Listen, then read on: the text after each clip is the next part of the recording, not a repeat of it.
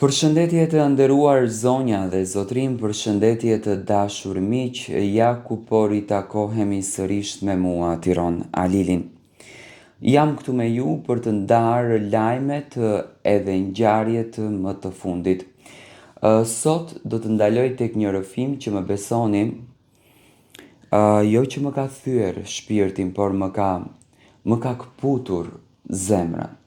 Një rrëfim që realisht më ka bërë që të lëndohem, më ka bërë që të thyhem, dhe nuk e kam besuar që njeriu, qenia njeri, që Zoti e ka dhënë si qenien më të përkryer në këtë univers, të bën vepra që edhe kafsha si kafshë nuk i bën këto vepra. Do me thënë, të bën lëvizje të tilla që në të vërtet janë kaq të dhimbshme, më besoni që nuk ka shpjegim kjo gjë që do të dëgjoni.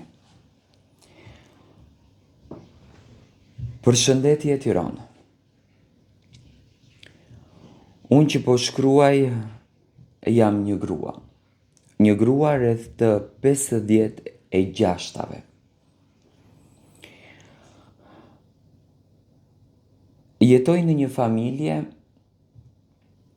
jashtë jemi shumë të lumtur, por brenda në shtëpi jemi krejt të thyer e krejt të këputur.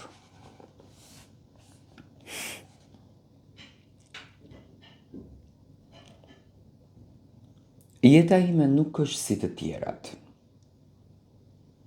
Jeta ime është vërtet e vështirë. Më kanë martuar prindërit e mi. Me apo pa dëshirën time nuk ja vlen më që të komentohet kjo gjë. Burri im që në ditën e parë kur unë kam shkelur në këtë derë, ka qenë njeri i cili ishte karakter që dëshironte të bëhet çfarë thot ai. Dëshironte të bëhet si thot ai, edhe dëshironte të bëhet si vepron ai.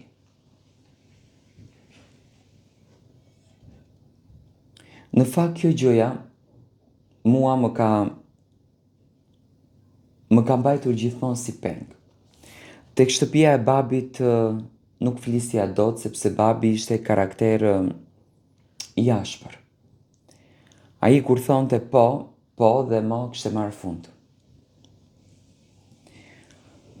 Më lindën fëmijët, kam 2 vajza e 1 djalë, edhe thash ndoshta me rritjen e fëmijëve, me të qenurit është bërë baba, do të ndryshonte edhe në karakter. Por ai vazhdoi ashpër, rënd si gjithmonë. Nuk ndryshoi fare në natyrë dhe nuk ndryshoi fare në karakter. Ishte po i njëjti njeri. Ishte po e njëjta situatë.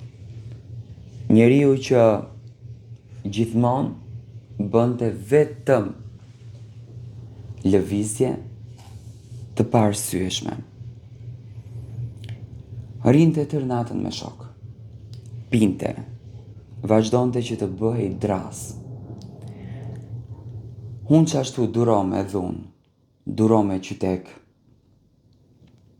Pa arsye, pas një qëllim. Mundohesha që ta mirë kuptoj, hajtë se do ndryshon. Hajtë se do të rriten fëmijët, ai do të bëhet tjetër njeri.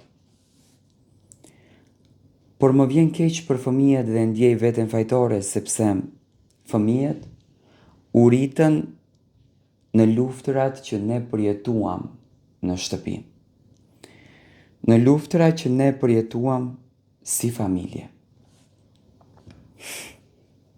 Dhe kjo gjëja, në të vërtet, mua më lëndoi shumë.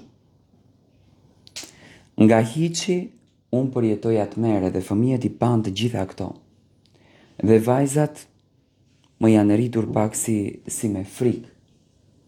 Dhe kur ua përmend martesën, e kanë si aktin më të tmerrshëm të jetës. Para 2 vitesh, ishte drama më e madhe ku buri im aty e tregoi veten që s'është njeri. Motrës time ju shfaq kanceri. Kishte kancerin në gji. Koha kaloi shumë shpejt. Himioterapi e madhe, dhimbje të mëdha, por edhe shpresat i kishim shumë të mëdha. Mendonim që Zoti do të bënte mrekulli. Zoti di të bëj mrekulli, ma besoni. Dhe Zoti bën mrekulli. Dhe në këtë rast, unë e pash që Zoti bëri mrekullit e motra ime. Mrekullia nuk ishte jeta e saj. Por mrekullia ishte momenti që ajo kaloi me motrat e me vëllezërit, por me mua jo. I thash një herë nuk më la. I thash 2 herë nuk më la. Vinin verës vëllezërit i thoja që të shkoj te motra, të ri pak me to, më ka marrë malli. Më thonte jo, ri në shtëpi. Familja jote është kështu, familja jote është ashtu. Ngrinte dorën për të më rahur. Unë përsëri tërhiqesha dhe kjo mua më vriste. Dhe pas 3 vitesh, pikërisht gjatë kohës kur unë nuk e mendoja dhe nuk e besoja që do të ndodhte ajo gjë, motra ime ja dorëzoi shpirtin Zotit. Ka qenë mëngjes, më bëjnë vëllezërit telefon, unë nuk dija se çfarë të bëja më përpara. Zemra mu thye krejt. E martim shoqin telefon, më thot, ç'lidhje ka, s'ka vdek presidenti. Jo, thot, nuk e shansa të shkosh. Djali më thonte, sepse djali jeton në Itali, mami merr valizhen dhe ik. Tentova ta bëj, më zuri në obor, më kapi për flokësh, më rrau brenda, sa që përjetova 2 dhimbje brenda të njëjtës ditë. Motra dilte ndërsa unë nuk shkoja dot. Sot e kësaj dite, motra i ka bërë 6 muaj që ka vdek. Unë e kam peng në zemër. E kam peng. Vajzat më lusin që ta lë, por nuk e di se çfarë të bëj. Dua të marrë mendimin tuaj. Ta lë të iki krejt të djali, apo të ri ta duroj atë.